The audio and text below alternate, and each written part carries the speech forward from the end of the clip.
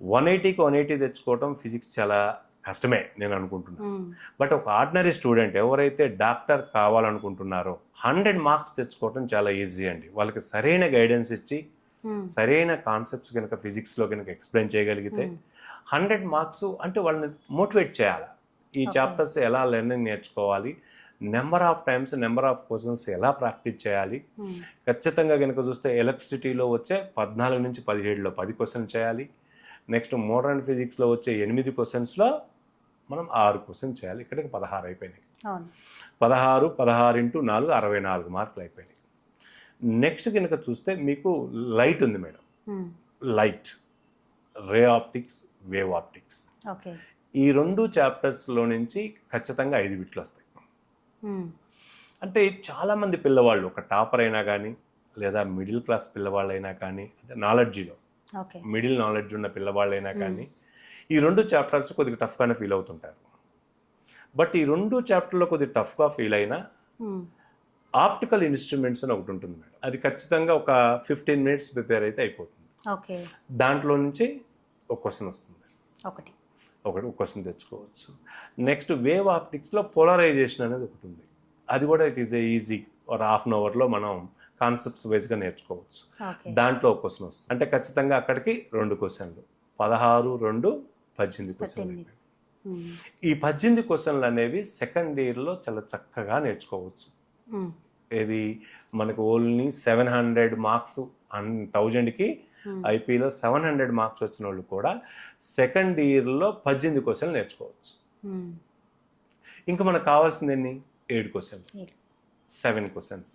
ఈ 7 క్వశ్చన్స్ అనేవి ఫస్ట్ ఇయర్లోకి వెళ్ళాలి. ఫస్ట్ ఇయర్ ఈ 7 క్వశ్చన్స్లో 3 క్వశ్చన్స్ అనేవి యూనిట్స్ అండ్ మెజర్మెంట్స్ అండ్ డైమెన్షన్స్లోనే వస్తుంది. డైమెన్షనల్ ఫార్ములా మీద ఒకటి వస్తుంది, ఎర్రర్స్ మీద ఒకటి వస్తుంది, experimental vernier calliper screw gauge మీద ఒకటి వస్తుంది. ఇది ఖచ్చితంగా ఒక 1.5 డే కనుక ప్రిపేర్ అయితే units and measurements and dimensions ఈ 3 క్వశ్చన్స్కి మనం ఆన్సర్ పెట్టవచ్చు.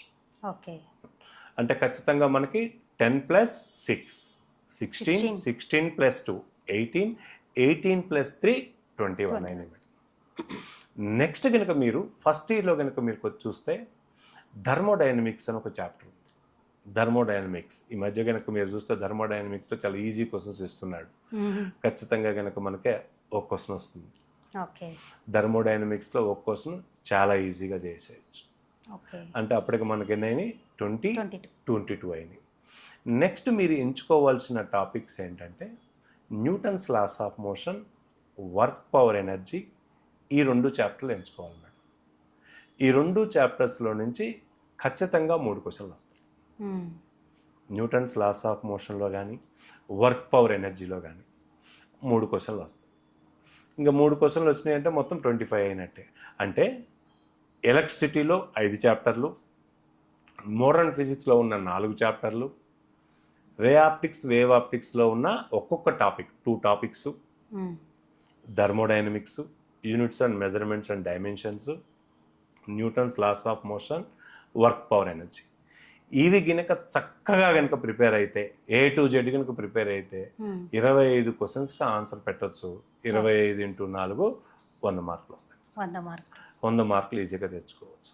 అంటే పిల్లలు ఏమన్నా ఒకసారి ఇంకొక రకంగా Newton's laws of motion, work power ఎనర్జీలో కొద్దిగా టఫ్గా ఫీల్ అయ్యారనుకోండి, అప్పుడు వాళ్ళు ఎక్కడికి వెళ్ళాలంటే kinetic theory of gases, next thermal properties of matter, next mechanical properties of solids, mechanical properties of fluids. అంటే ఖచ్చితంగా ఒక ప్రణాళికంగా ఏ విధంగా కాన్సెప్ట్స్ వైజ్, మళ్ళీ ఫార్ములా బేస్లో వెళ్ళకూడదు. ఎందుకంటే మీరు కానీ ఇప్పుడు నేనేం చెప్పాను, ఎలక్ట్రోమాగ్నెటిక్ వేవ్స్, ఆల్టర్నేటివ్ కరెంట్ అని చెప్పాను. ఎలక్ట్రోమాగ్నెటిక్ వేవ్స్, ఆల్టర్నేటివ్ కరెంట్ ఎక్కడి అవి? 8, 7 చాప్టర్లు ఎలక్ట్రిసిటీలో. అంటే ఖచ్చితంగా 1, 2, 3 చెప్పా, 8, 7 చెప్పా. పిల్లలు ఏమనుకుంటారు, పేరెంట్స్ ఏమనుకుంటారు, 1, 2, 3 చెప్పారు బాగానే ఉంది, మరి 4, 5, 6 ప్రిపేర్ అయితేనే 7, 8 వస్తుంది. ఇదంతా ఒక చైన్. ఎలక్ట్రిసిటీ అనేది మొత్తం 8 చాప్టర్లు ఒక చైన్ అనమాట. ఫస్ట్ 3 చాప్టర్లు తింటే మొత్తం 6 క్వశ్చన్లు అని చెప్పాము. లాస్ట్ 2 చాప్టర్లు కూడా మీకు బాగా పట్టు రావాలంటే మధ్యలో వాటి గురించి కొన్ని యొక్క కాన్సెప్ట్స్ ఐడియా ఉంది. అంటే వాటిని ఒకసారి చదవాలి. చదివి ఆ 2 క్వశ్చన్స్ మనము ఈజీగా ఆన్సర్ చేసేసి ఆ 2 చాప్టర్స్లో ఎలక్ట్రోమాగ్నెటిక్ వేవ్స్ కానీ ఆల్టర్నేటివ్ కరెంట్లో ఉన్నాయి కానీ